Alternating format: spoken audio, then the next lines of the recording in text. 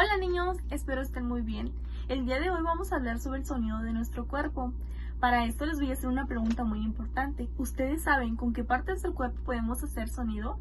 Si saben la respuesta, por favor pónganla en los comentarios. Si no supiste la respuesta, te la diré. Podemos hacer muchos sonidos con nuestro cuerpo, por ejemplo, con las manos. Podemos hacer sonido golpeando nuestras manos o bien golpeándolas en una parte de nuestro cuerpo o sobre algún objeto. También podemos hacer ruido con nuestros dedos. ¿Lo han hecho? También podemos hacer sonido con nuestros pies, golpeándolo sobre un objeto, por ejemplo, el piso. ¿Lo escuchan? También podemos hacer sonido con nuestra boca, por ejemplo.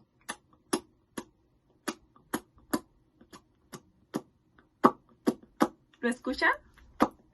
Ahora inténtalo tú. Ahora les toca a ti enseñarme con qué parte de tu cuerpo puedes hacer sonido. Esperaré tus videos.